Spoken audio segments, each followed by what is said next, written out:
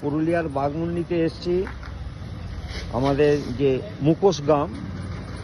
আপনারা দেখতে পাচ্ছেন শিল্পী এখন কাজে খুবই ব্যস্ত, মানে র মেটেরিয়াল দিয়ে মুখোশ তৈরি করছে, মাটি, বালি এবং পেপার দিয়ে ডাইস তৈরি করছে এবং তারপরেই তাদের কাজ শুরু করেছে আর্লি মর্নিং থেকে। আপনারা দেখুন এদিকে সমস্ত মুখোশ রোদে দেওয়া আছে। এটা হচ্ছে অরিজিনাল ছৌ নাচের মুখোশ। হ্যাঁ, ছৌ নাচের। আপনার নামটা বলবেন? আমার নাম হচ্ছে মুচিরাম সূত্রধর। মুচিরাম সূত্রধর। আচ্ছা, এটা আমার ঠাকুর দাদালে চলে আসছে। কত বছর করছেন এই কাজ? এটা আমার ধরুন মানে আপনার পুরো পরিবারের সাথে ইনভলভ? ধরো এটা আমাদের দেখো ঠাকুর দাদালে আমার বাবাও করে এসেছে 50-60 বছর এটা পড়তে কাজটা করে এসেছে। আগে তো চালু ছিল নাই। হ্যাঁ, এই 5-6 বছর হলে বেশি এটা চাহিদা ছৌ নাচের। আচ্ছা, আর এই যে ছোট মালটা তো এটা আছেই। হ্যাঁ, এটা আমরা যেটা তৈরি করছি এটা ছৌ নাচের। মানে আপনারা ট্র্যাডিশনাল মুখোশটাই বেশি করছেন, হ্যাঁ।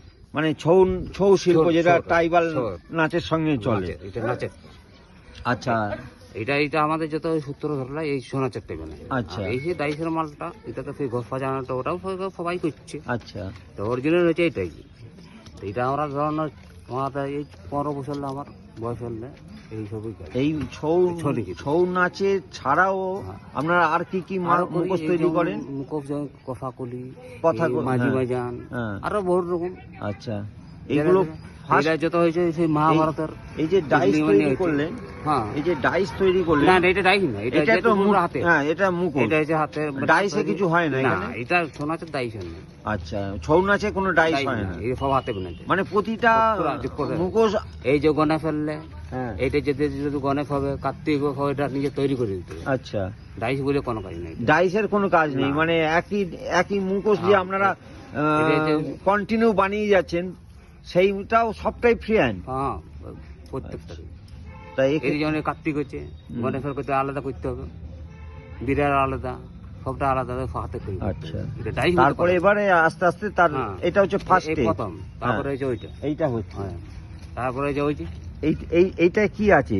এটা সব মাটি বটে, মাটি, সবটাই মাটির সাথে আর কি মিশিয়েছে? মাটি যে পাউডার আছে এটা পাঁক বটে। পাঁক মানে জলের তলায় যেটা থাকে, এই যে উনানের কাঠে তৈরি করে। হ্যাঁ, উপরে আপনার যে চুলো ছাই থাকে। আচ্ছা, ছাইটা তার কারণ এই যে আমরা কাগজ লাগাচ্ছি, হ্যাঁ, কাগজটা মাটির সাথে আর চিটাবে না। আচ্ছা, তাই জন্য ছাই দেওয়া হয়।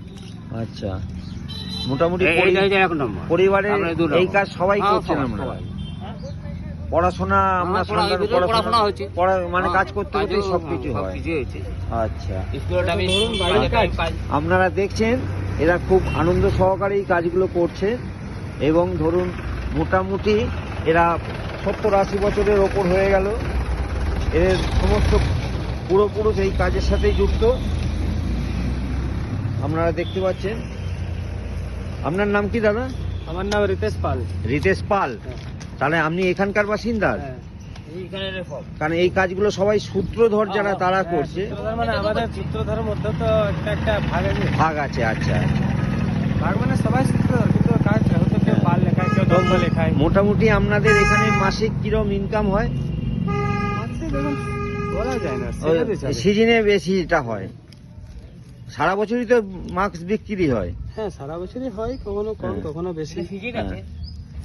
আপনাদের এই হাতের তৈরি কাজ ভারতবর্ষ ছাড়া আর বাইরে গেছে? হ্যাঁ, কোথায় কোথায় গেছে? বাইরে যেমন ধরুন আমাদের যারা বয়স্ক ছিল তারা গেছে, আমেরিকা গেছে, জাপান গেছে। আমেরিকা, জাপান সব জায়গায় গেছে। আপনারা গিয়ে ওখানে কাজ করে এসছেন? ওখানে, হ্যাঁ, ওখানেও কাজ করতে গেছে। আচ্ছা, এটা আঠা, এই আঠাটা কি দিয়ে বানানো? এই তুঁতে আর ময়দা, তুঁতে আর ময়দা দিয়ে আঠা বানাচ্ছে। কারণ এই তুঁতে থাকলে ইনসেক্ট কাটবে না, পয়জন তো। হ্যাঁ, আপনারা দেখছেন আমরা সূত্রধর গ্রামে চলে এসেছি। আপনাদের এখানকার এদের লাইফস্টাইল বলুন, কালচার বলুন, এই সবই এই মাস্ককে কেন্দ্র করে। আমরা আপাতত আমরা অফিসের কাজে এসছি। আমাদের একজন ফটোগ্রাফার আছে, দেখুন মঞ্জিল, আমাদের ম্যাডাম আছেন ডক্টর দেবস্মিতা দত্ত প্রামাণিক,